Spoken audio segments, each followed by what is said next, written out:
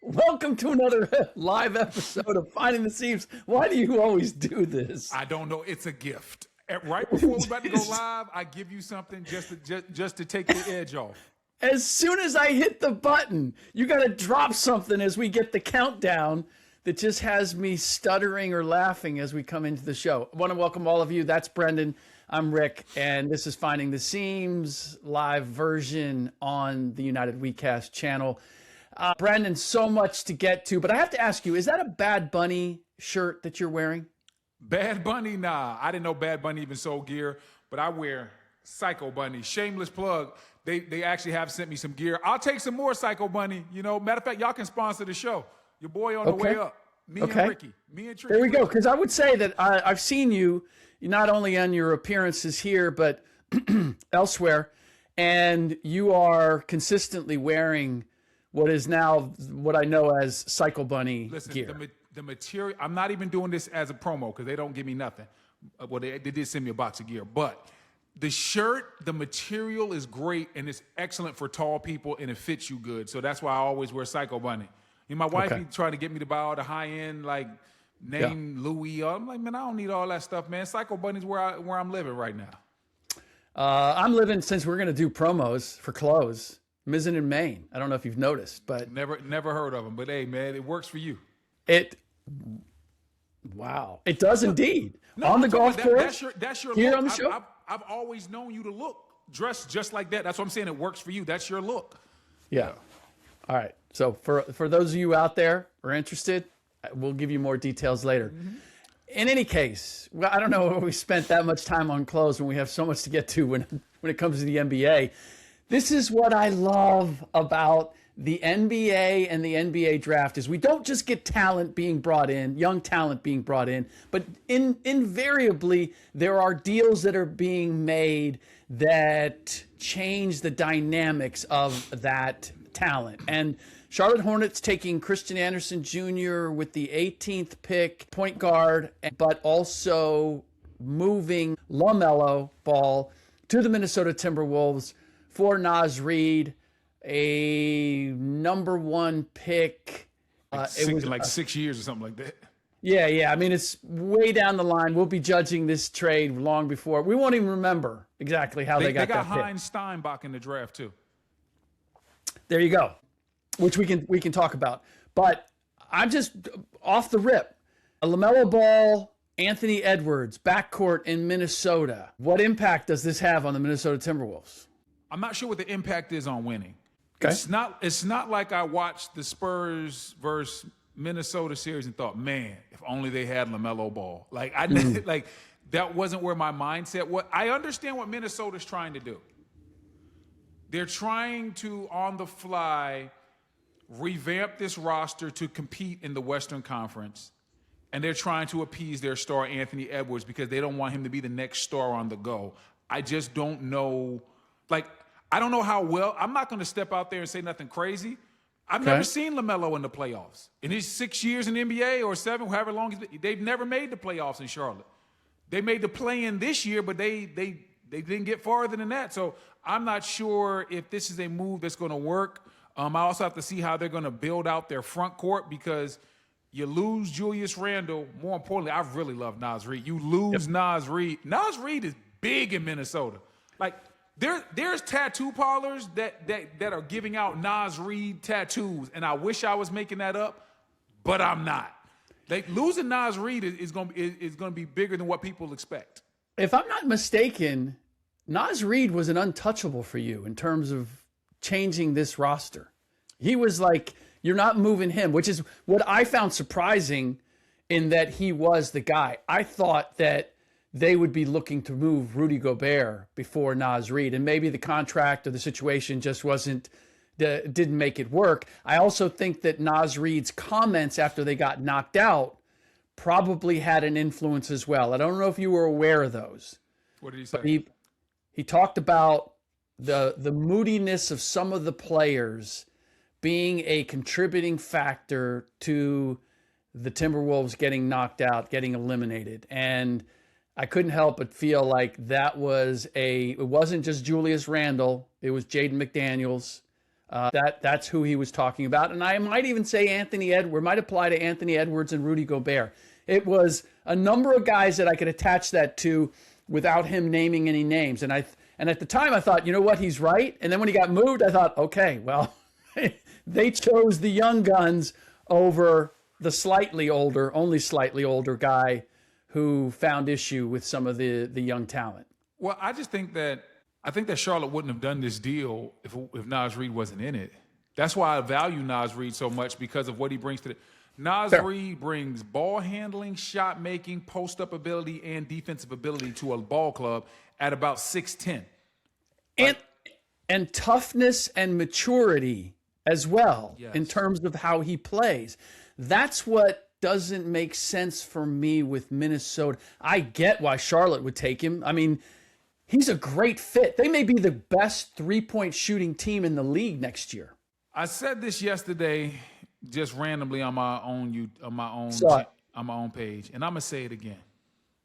From the Charlotte standpoint, and Minnesota has to be kind of the fact that the minute that LaMelo Ball had any type of success, Charlotte shipped him out. They didn't want him. The fact that, listen, the Hornets won 44 games. First time that this has happened since 2015, 2016. Soon as they didn't even make the playoffs, just made the play-in. As soon as they had a little bit of success and the narrative around LaMelo Ball changed slightly, they shipped him out as quick as they could. And that tells me that they were not in love with who LaMelo Ball was, the person. And hold on one second, Rick. I got to keep cooking, because this is a bigger issue for young NBA superstars. Because you've covered the game long enough. I've been around the game for a long time. It used to be, if you were a max player and you were just a man on the team would deal with the fact that maybe you show up late, maybe you show up out of shape, maybe sometimes you don't do what you're supposed to do. The night before lingers into the next day. You know what I'm saying without me saying it. Now what the new owners are saying is, hey, if we don't like you, we're not doing business with you. I don't care if you're LaMelo Ball and you want to speed around Charlotte in a camo truck and create accidents, or I don't care if you're Luka Doncic and you don't take your rehab seriously or you show up out of shape. The new NBA is telling you, you can be an all-star. You can be a cornerstone piece. If we don't like you, we don't want to pay you $40 or $50 million if we don't like you. We got to like what you do on the court, and we kind of got to like at least something about you off the court. But if we don't, but if we're looking around like on the court, we kind of like you, and off the court, you got a lot of non-winning traits, there is a message being sent to the new stars. You don't have to stay here. We will get rid of you. This is not 2010. We will move you quick. LaMelo Ball just found that out. LaMelo Ball on the snow-covered streets of Minneapolis scares the bejesus out of me. Well, the good thing is he can't be speeding on them icy roads in Minnesota. Whoa, who says? Who says? This is true. You shouldn't be speeding on the downtown streets of Charlotte, North Carolina, but that didn't stop him. You're right. When you're right, you're right. But here's the thing. I think one of the other factors here is the Charlotte Hornets saw what they have and felt as if LaMelo Ball was holding back what they have. That they have a relatively high IQ team, guys who can shoot the ball, who can attack, who can make smart decisions, who are willing to play at both ends of the floor. And meanwhile, you got LaMelo Ball, who is taking more threes than anybody, and you don't know exactly when he's going to be taking them. And they just looked at it and said, we are good enough now that we're being held back by what I think is an immense talent. I mean, LaMelo Ball is talented. There's no question about it. And as creative a passer as I've ever seen, he's just erratic. And I think he showed that being erratic in the play-in as well. That was a factor. But I agree with you 1,000%. This was the best behavior that LaMelo Ball has ever been in. This is the most efficient he's ever been. And The Charlotte Hornets essentially said it's never going to get better than this, and this wasn't good enough. And we got Brandon Miller, who has improved his game, has raised his game. Miles Bridges, who has raised his game. We found something in Con Knipple. Like, we got pieces. Even Kalkbrenner, the big, is a promising big as a center, right? They're looking at it thinking, here's my question to you, because they did draft Christian Anderson. He is a point guard. He's almost the exact opposite of LaMelo Ball. Like, he's an efficient point guard. I think he led the Big 12 in assists. I like his assist turnover ratio. Shot 41%, obviously a little shorter line, but shot 41% from three. Can he step in and be the guy? They also have Trey Mann there. They got Kobe White, who I consider more of a two. That's going to be the point guard. Who? Kobe White. Really? Yes. Okay. I mean, I like him. I don't necessarily love him at the point guard position because of all the other things that they have. Well, here's the thing. Now, maybe the rookie turns into the point guard of the future, but you just paid Kobe White, $25 million a year? Yeah. So basically they're saying, hey, maybe he's not as good as LaMelo. Maybe not. Yeah. But LaMelo makes 40. This guy makes $15 million less. And we're now able to bring in a true big man. I like, was it Bucher? I hope I'm saying his name right. Yeah. Yeah, I hope I'm saying this. I hope you're saying it right too. I'm almost, but I know who you're talking about. Hold on, let me make sure. I don't want to disrespect anybody. Yeah. Well, Diabate. Diabate is great. But I see him more as a energy-changing hustle guy that comes off the bench.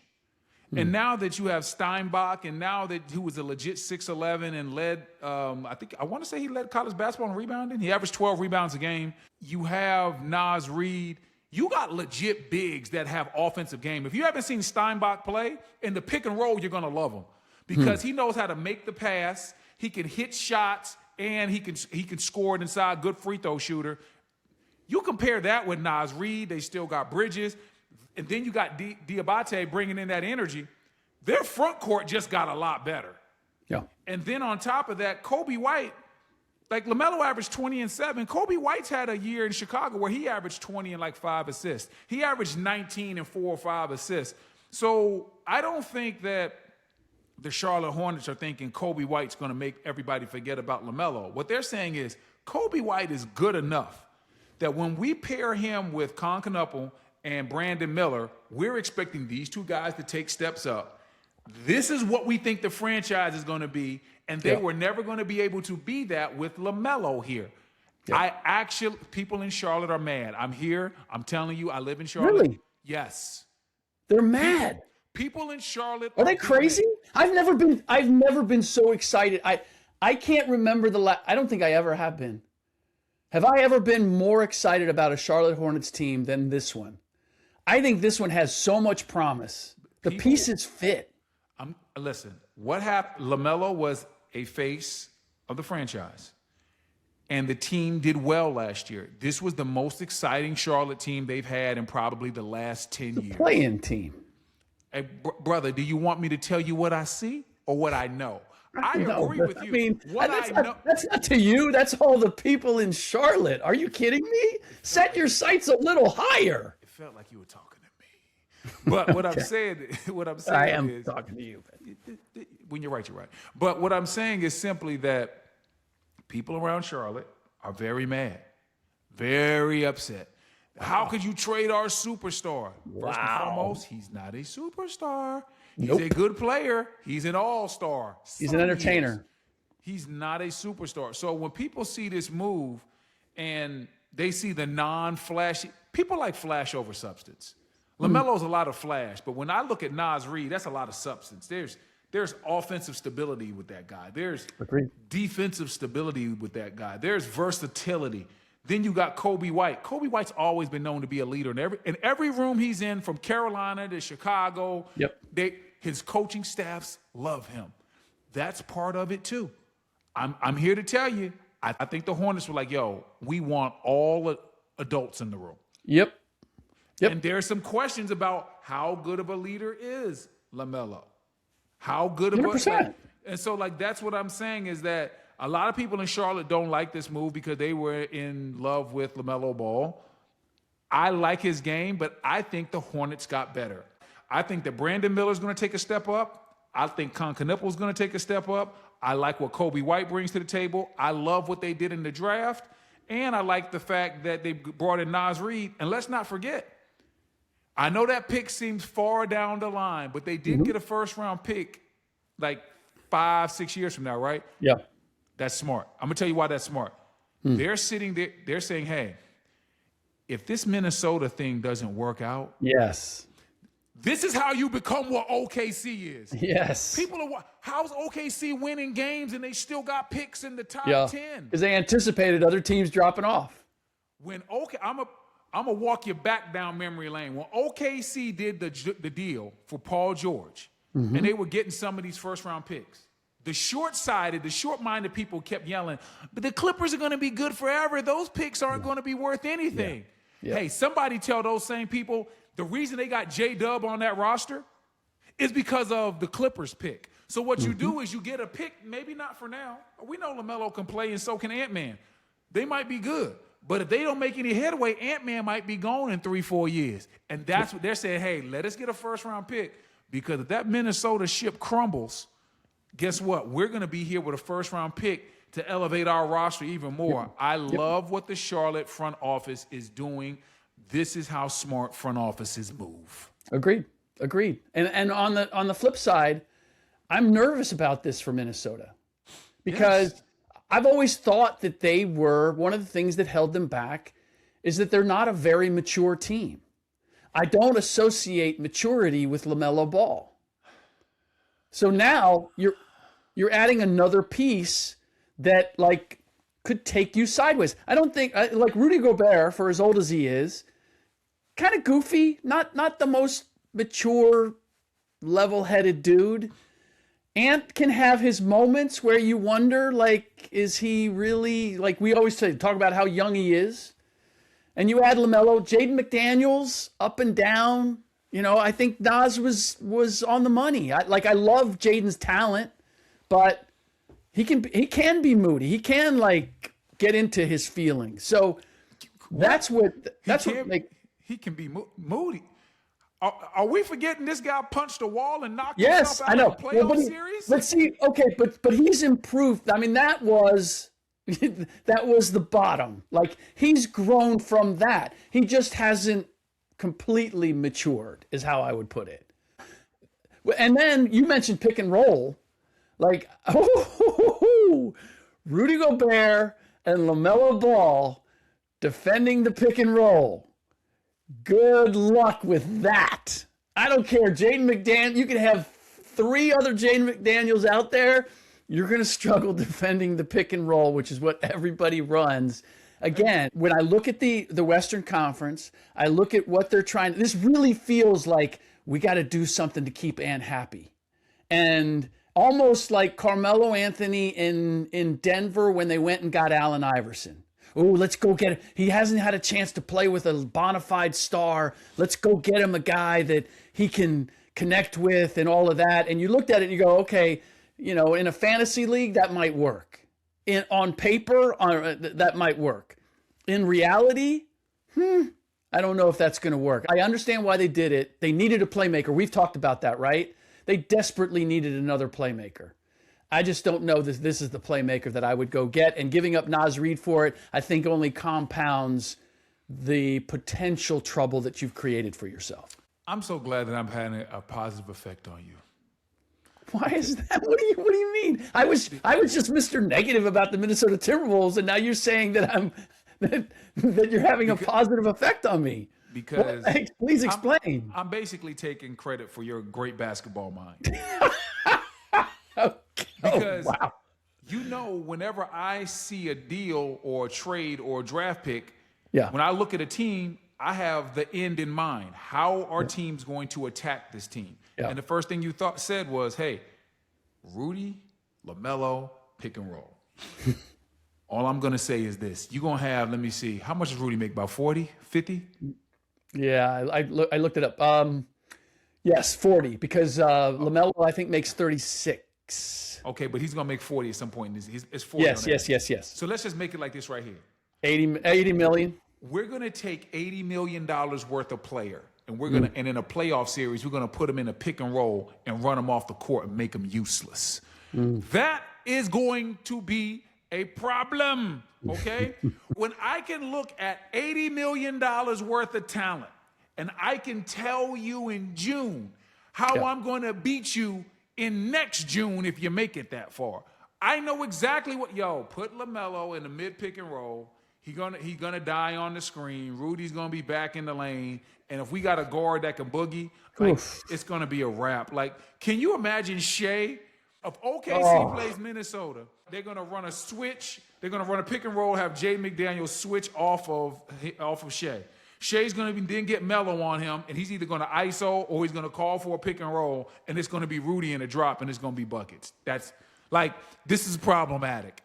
Yeah. And then guess what? They still got to get somebody replaced. I don't know. Who's the power forward? They still got to go out there, and maybe they find Rui Hashimura. They got to find whoever the best free agent power forward is that don't cost a lot of money, and they kind of need that guy to defend and make shots, and power forwards that defend and make shots kind of cost a lot of money. Yep. I'm with you, and I love, Tim Connolly's my dog. That's my guy, but I don't love this build. Yep. I don't love this build, and it's just, from an offseason standpoint, we talked about this last week. Karl Anthony Towns gets traded for Julius Randle. Okay. I got to do a little house cleaning on that. House cleaning? Okay, go ahead. Little house cleaning, because in the last episode, you presented it as if that was a straight up 1-for-1. They did get Dante DiVincenzo in that deal, and they got a first-round pick as well. So there was a couple of other pieces that make it's not a direct Karl Anthony Towns #1 pick resulted in a second-round pick that they got for Julius listen, Randle. I don't know what player they took or if they still have it. But Berenger. Who? Johan Berenger. Okay, you're making sometimes the jokes write themselves. So, But hey, listen.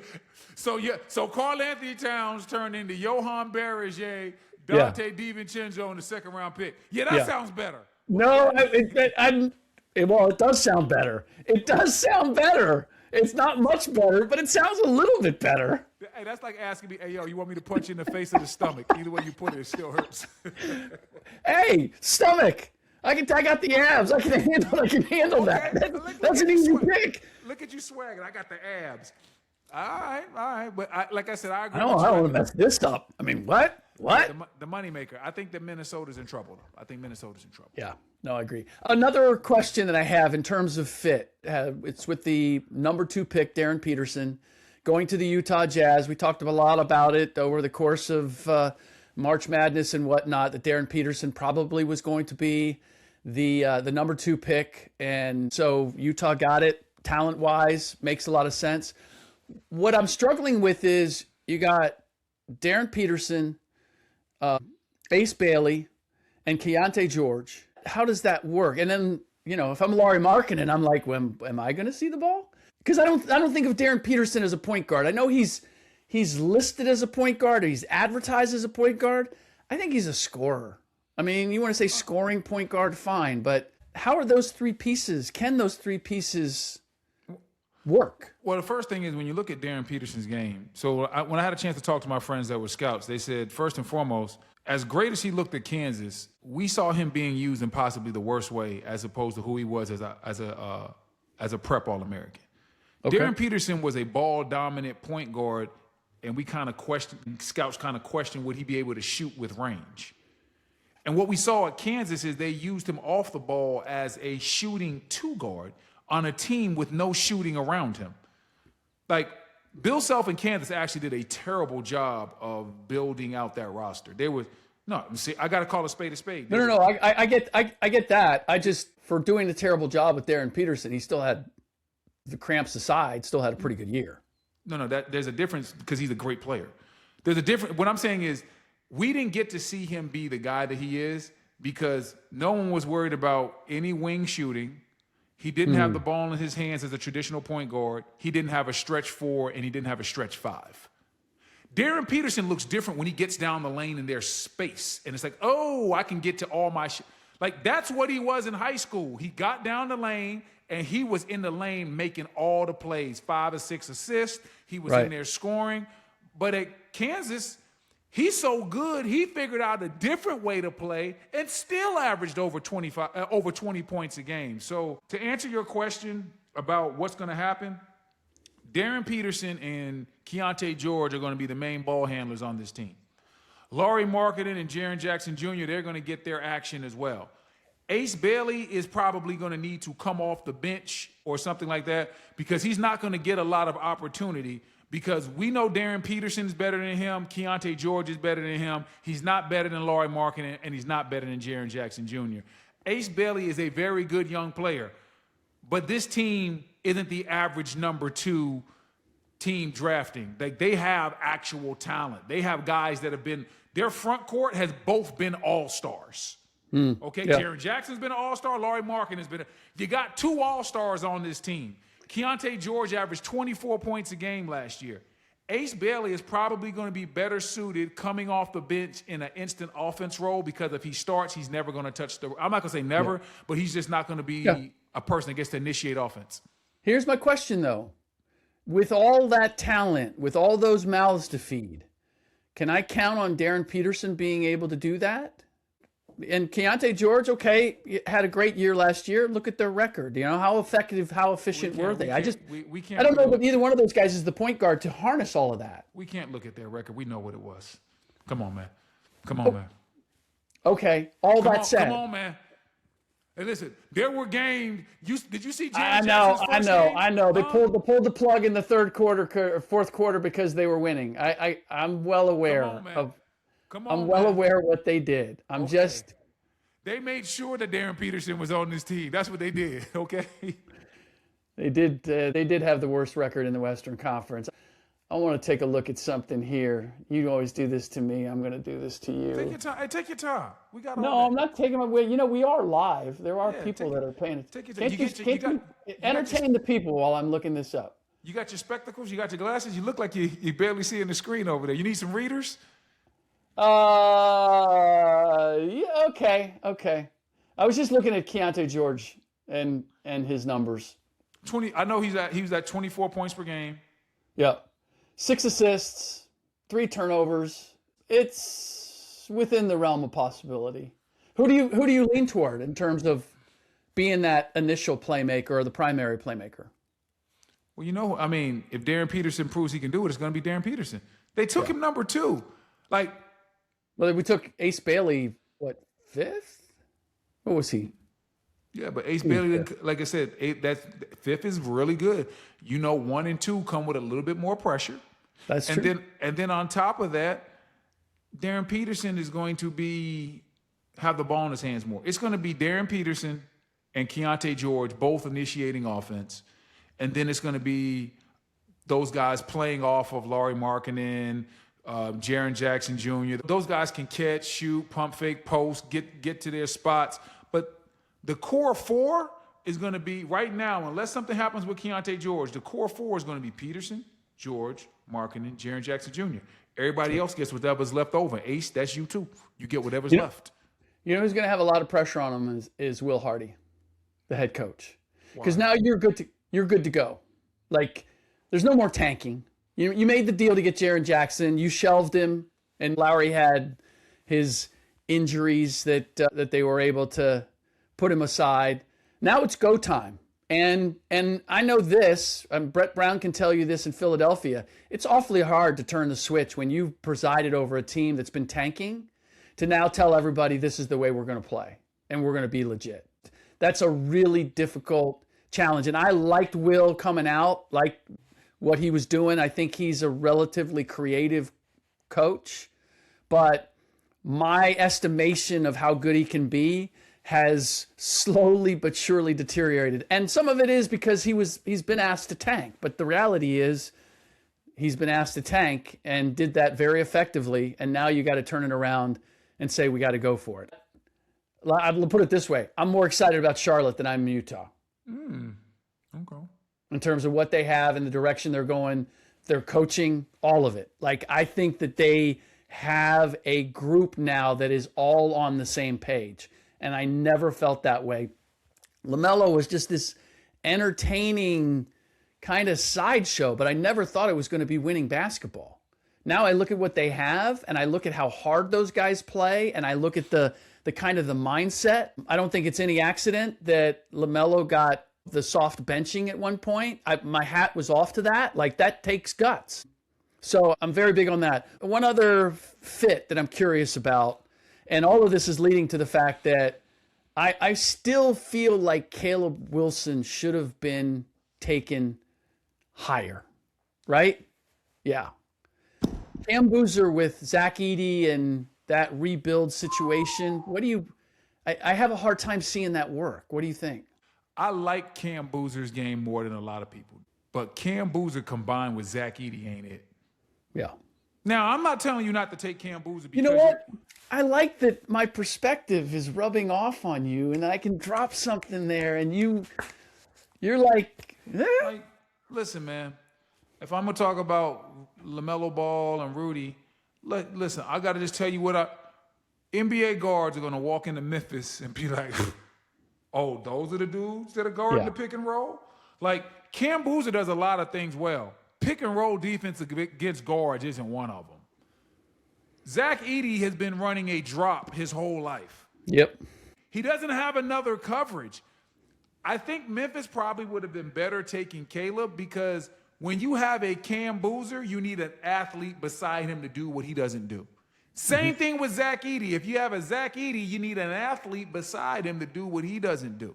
You need a guy to make to grab the rebounds outside their area. The guy that gets to the rim to block the shots. The guy that, you know what, man, we can switch pick and rolls with this guy and everything. Like, it's just, you got two unathletic power forward centers in Memphis.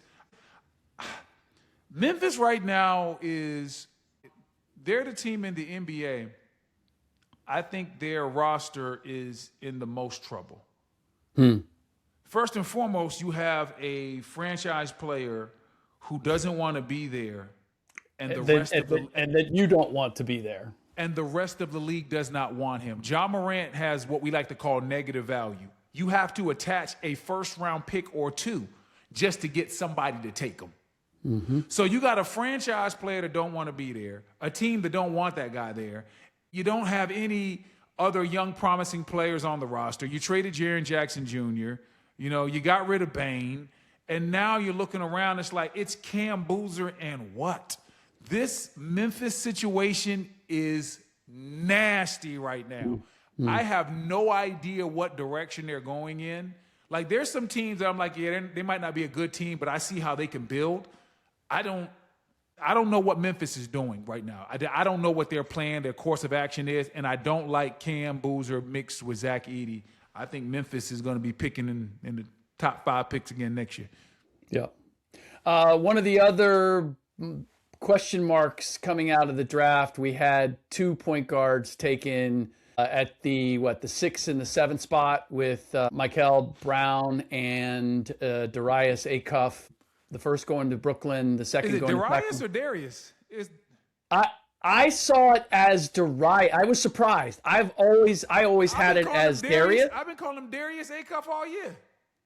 Yeah, and as was I. Did you just? And then I looked it up just before doing the show because I was like, let me make sure I got this right. You never know. I think you're making this up. I think you made Darius up. I didn't. I assure you that I didn't make it up. For those of you out there, like, you can leave it in the comments section. Which one of us is right on this? By the way, this is the downside. I generally watch games muted. I watch it with the sound off. I watch it with on. They called him Darius Acuff all year long. So if it's Darius, it's news to me. It was news to me too, and I could be dead wrong on this, but anyway, I'm looking at AI overview. It says Darius Acuff is pronounced as Darius Acuff. Okay. AI's never been wrong. Well, that's not true either. But that said, There was some debate in terms of who made the right move because Acuff is a little more ready-made, I think the belief is, and Michael has the higher upside, is the belief. Where are you in having watched these guys played over the course of the year? Well, watching them play over the course of the year, obviously I had Darius Acuff over Michael Brown, but I like both of them. I thought Brown. Michael. Huh? Michael. What did I say? Michael? Michael. Now what is it? It's Michael. It's not like Mikal Bridges.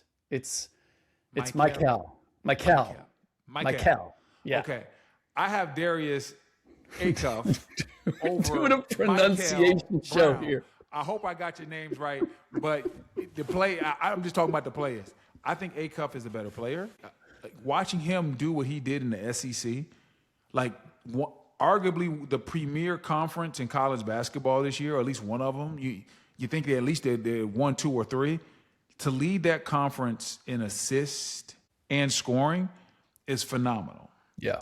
And the reason why I think that these two guys being compared to each other is very interesting. This pick could be the pick that gets everybody in Brooklyn fired. Because, see, now last year, if you didn't know, for all our listeners, Brooklyn had 5 first-round picks. Hey, man, quick pop quiz. Out of these 5 first-round picks, how many of them do you think made the all-rookie team? I got time. My wife out of town. I'll wait. She's got a girl's trip. How many? 0. Well, do you know how hard it is to have 5 first-round picks and none of them make the all-rookie team?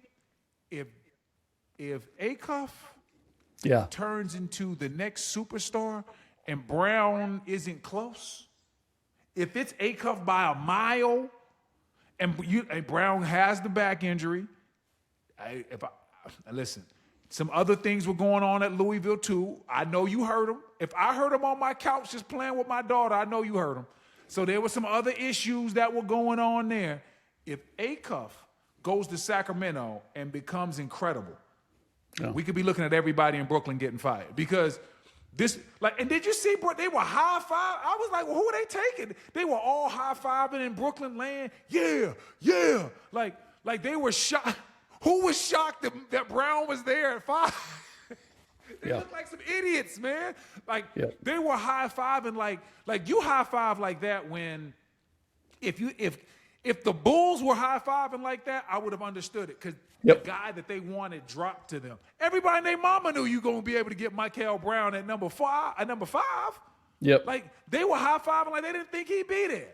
Like, oh, my, I'm just – if Brown doesn't turn out to be on the same level as Acuff, we could be a year and a half from every last one body in Brooklyn getting shipped up out of there because you can't mess up 2 drafts like that in a row. Like, you take 5 guys and none of them look like they about to be special. Some of them don't even look like rotational guys. And you take 5 of them, 1, 2, 3, 4, 5th. You got 5 of them. And then you turn around the next year and pass on Acuff, you better be right. Yep. Because if you're wrong, you'll be looking for work. Yep. Nope. Can't argue with that. The other draft situation, we talked about the trade of Giannis Antetokounmpo to Miami in the previous episode. For those of you who missed it, it's in the archives. Check it out under Finding the Seams. That said, we didn't get a chance to talk about what Milwaukee did with its 2 draft picks, one of which came out of the Giannis trade. And that's picking Braden Burries and Nate Ament. What's your take on what Milwaukee got their starter kit for starting over? I think Ament is the guy that really intrigues me because he has size and he needs to play. It's Ament. Ament, my bad. Because it's like amen. Amen.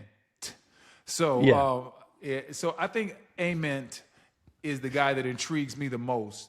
Now I'm thinking that I won the Darius Acuff. I'm starting to feel better about my chances that I was right on that. You might just be slightly, but anyway. What I'm saying is he has the size. He's 6'10", 6'11", a lot of skills. He just needs to play a little bit more. And guess what?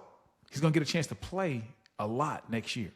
Yeah. So I think that he has, like, when you have a guy with that type of potential and you get to let him go out there right away, get your feet wet, learn on the fly, figure out what works for you and what doesn't work for you, those guys, if they're really good, they start picking it up and then they start gaining confidence.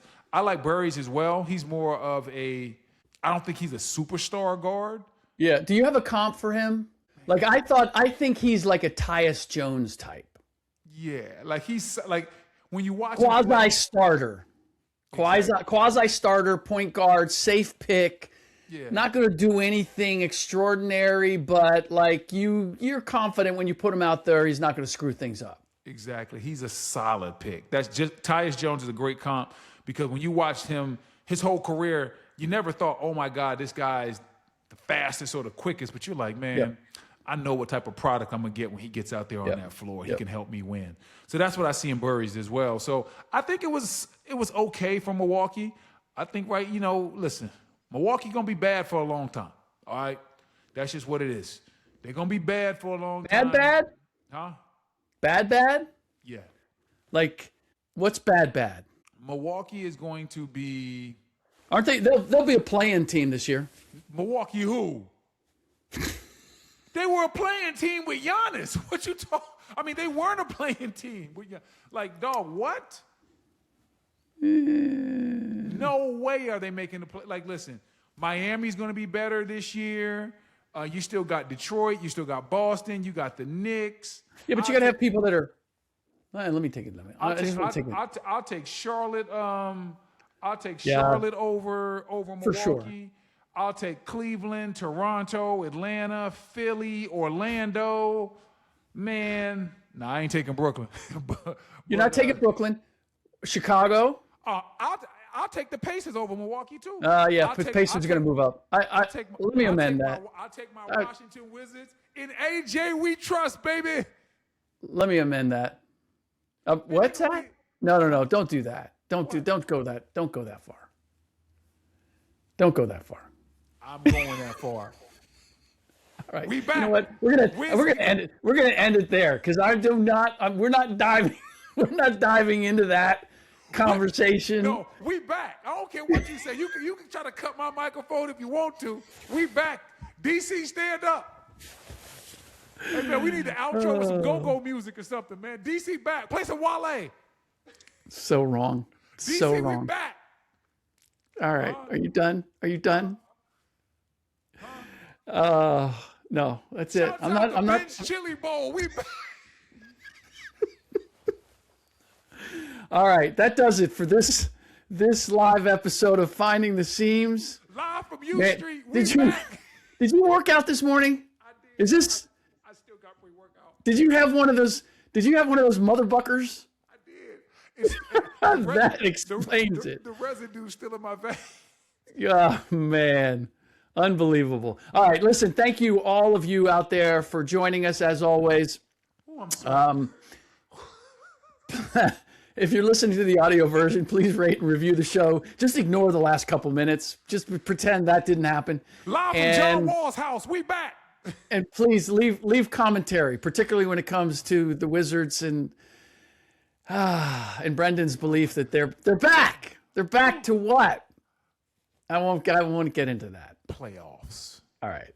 That's it. We'll see you guys next week.